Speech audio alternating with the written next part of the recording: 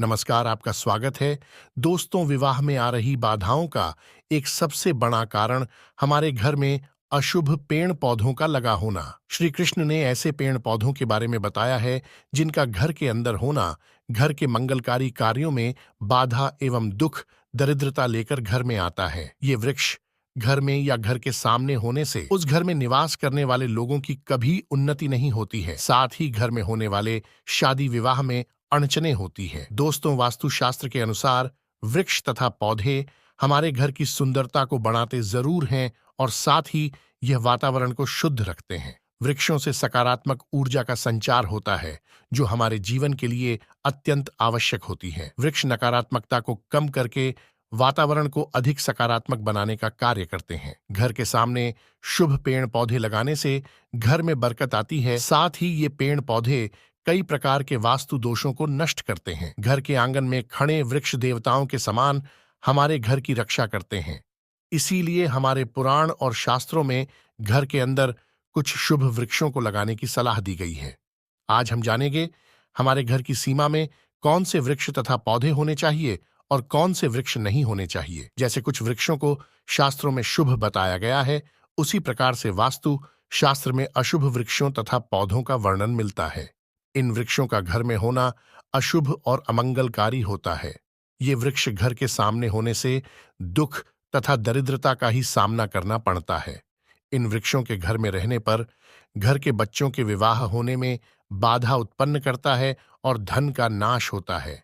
शत्रुओं में वृद्धि होती है। मनुष्य अपना मान सम्मान तक खो देता है। इसीलिए यदि आपने भी जाने अनजाने में अपने घर के आंगन में अथवा घर के अंदर ऐसे वृक्ष तथा पौधे लगाए हैं तो बिना देरी किए उन्हें तुरंत हटा देना चाहिए।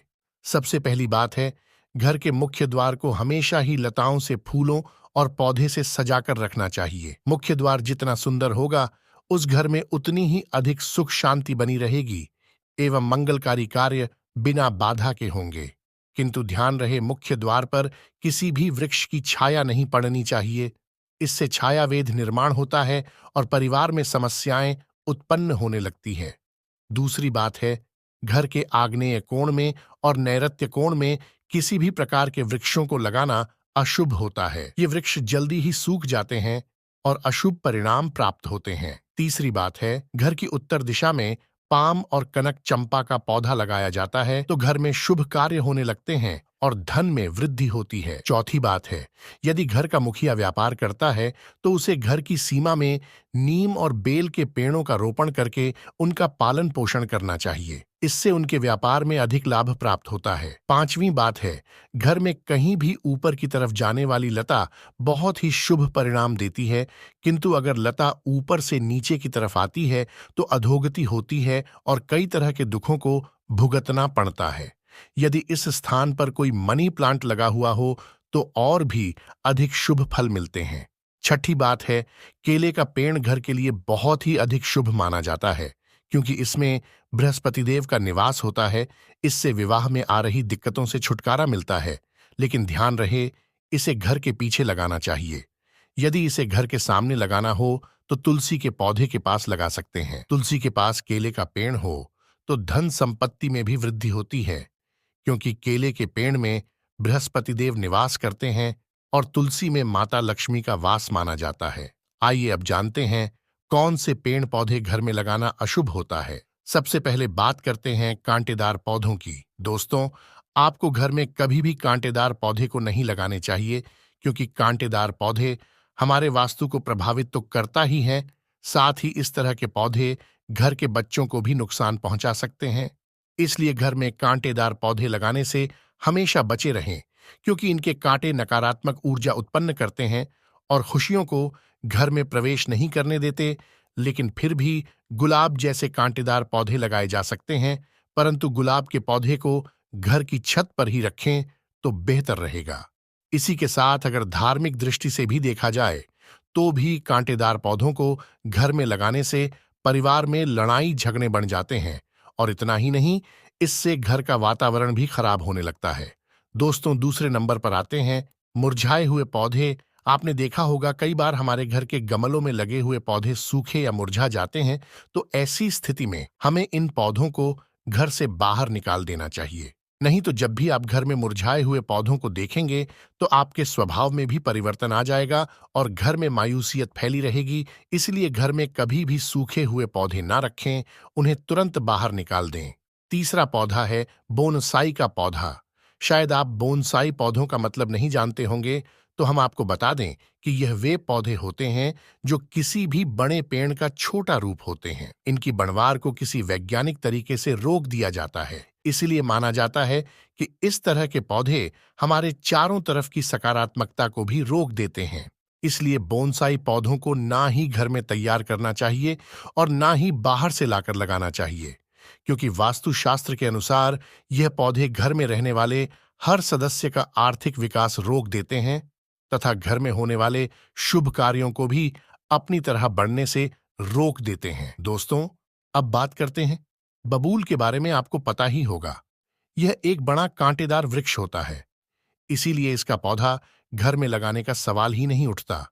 फिर भी कोई बोनसाई करके इसको घर में लगाने की सोच रहा है तो ऐसा बिल्कुल ना करें, क्योंकि यह वास्तु की दृष्टि से ठीक नहीं रहता।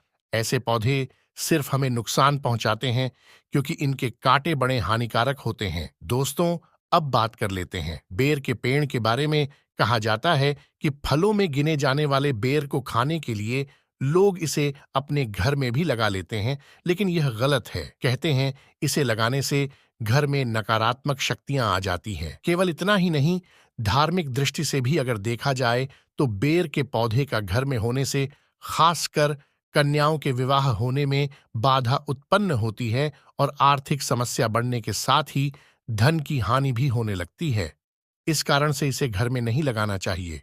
दोस्तों, अब बात करते हैं घरों में सबसे ज्यादा लगाए जाने वाले पौधे मनी प्लांट के बारे में।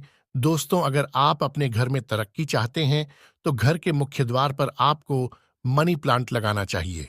ऐसा करने से आपको नौकरी और व्यापार में तरक्की मिलेगी। परंतु मनी प्लांट के पौधे को लगाने के दौरान इस बात का अवश्य ध्यान रखें कि इसकी लंबाई दीवार से अधिक ना हो जाए।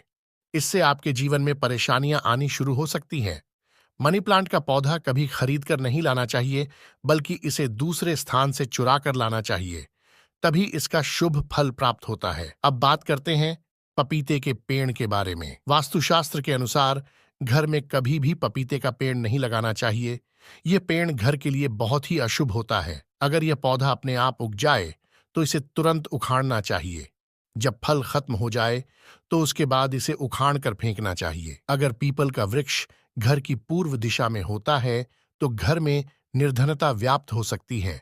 वट वृक्ष घर की पश्चिम दिशा में हो तो घर में शोक का काल रहता है। दक्षिण दिशा में तुलसी का पौधा हो तो संतान को पीड़ा सहन करनी पड़ती है। किसी भी मृत वृक्ष की छाया घर पर पड़ती है तो यह मृत्यु सूचक होता है। मृत वृक्ष को तुरंत उखाड़ देना चाहिए। तो दोस्तों, इस प्रकार से वास्तुशास्त्र में घर में लगाए जाने वाले पेड़ पौधों के बारे में महत्वपूर्ण जानकारी दी गई है। कमेंट में जय श्री कृष्ण जरूर लिखें।